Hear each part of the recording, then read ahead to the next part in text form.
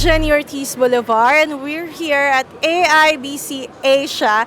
And with me right now, well, everyone in the Philippines know him. He's a professional basketball player for one of the biggest team, one of the most popular, well-loved team, of course, Barangay Ginebra. But you know what? He's also venturing into Web3, AI, blockchain.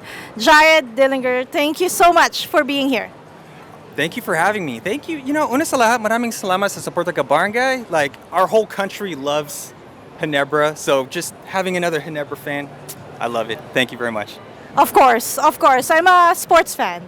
I love the sports industry. I've mentioned earlier, I've covered sports for a very long while. And then now we're here. I'm really excited to talk to you. So aside from being a professional athlete, you are now an entrepreneur.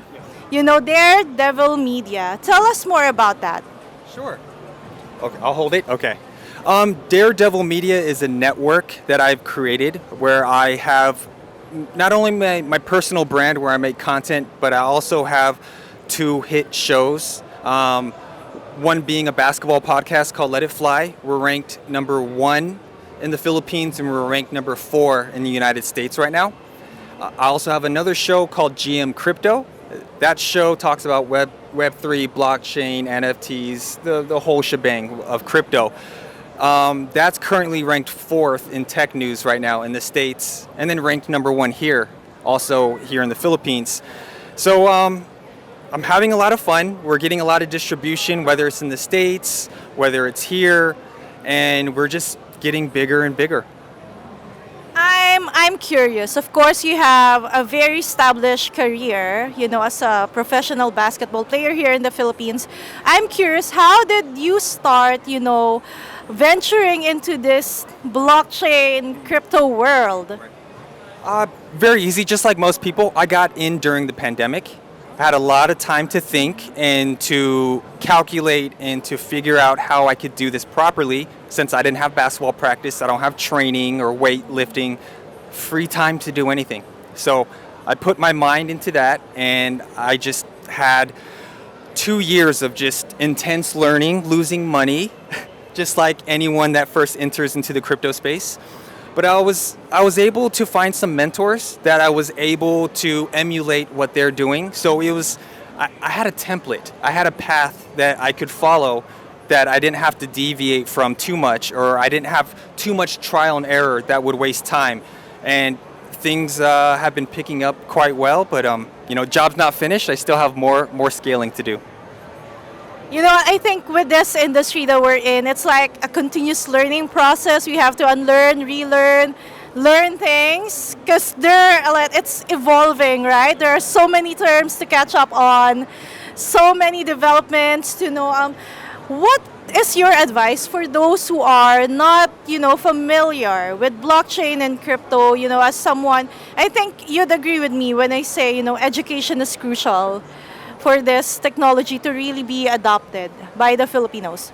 Yeah, no, that's very good. To piggyback on what you're saying, I don't want to be in an echo chamber and just say, yes, education, make sure you understand the terminology and what blockchain really is. As true as that may be, I think some simple advice is not to rush.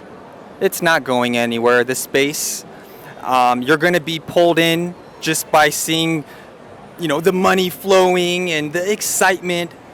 Try to hold back and just take your time. There's a lot of information out there that's not the correct information. So you can get led off the wrong path if you're listening or, taking in the wrong information. And I think that's the hardest part. Trying to determine what's right, what's wrong, but really just slow down, take your time. All right, I want to focus on Daredevil Media. Of course, it aims to deep dive into various sectors of Web3 space. You've mentioned that earlier. What do you see as the most exciting, transformative development in Web3 right now? Oh, wow. So I'm a big gamer. I'm a streamer. I think games and AI is really the spearhead right now for Web3. Gaming, it mixes so well into a handful of crypto components. Like, For instance, NFTs and gaming, they mesh very well. Um, Having games put on nodes instead of servers, that is something that is going to be very fascinating as we move forward. They're already doing it now. And I don't want to be too technical and blow you guys out of the water, but gaming is really going to be the central force that crypto will be piggybacking on for years to come. And I guess that's, a testament because Philippines, for most Filipinos, it's actually GameFi that introduced crypto to them.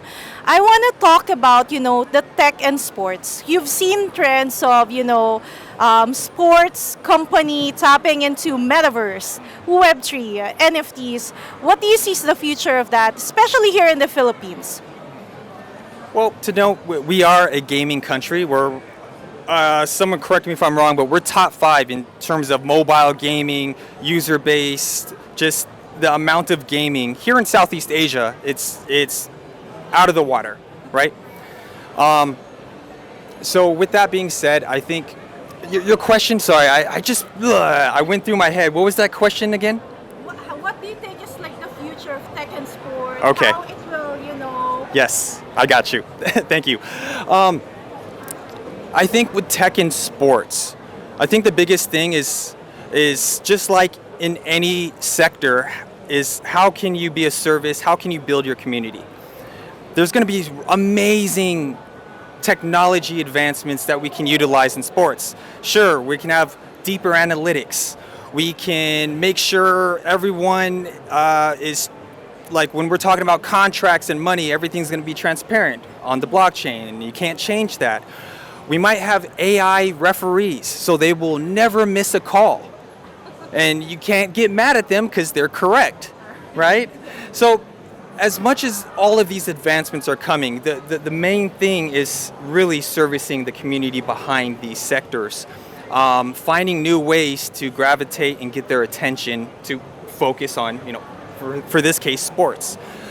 So I think it's going to take some time. It's not going to be as fast as we think it is, but it is coming, and I think you can already see a little bit here and there.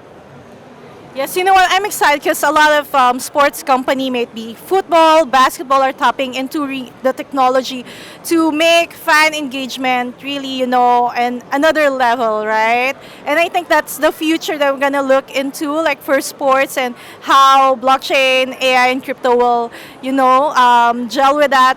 My last question would be with you, Jared. What can we look forward to from Daredevil Media, and of course from you as a basketball player? Basketball player, the next transition will be into coaching. I've been a leader for almost my whole life, so it's just natural for me to be a coach and to help service the players under me. That will be fun and easy. For Daredevil Media, yes, we're a podcast and we make shows. I think the next step is that we need to build a website that's similar to the Players Tribune, and obviously the bigger thing that I have in my head is that we want to make movies. Sports documentaries, Hard Knocks, 30 for 30s, that's really on the table, and I think that's something that's going to bring an additional angle that we can see for our sports figures here in the Philippines, because I don't see it too much yet, so I want to be that guy.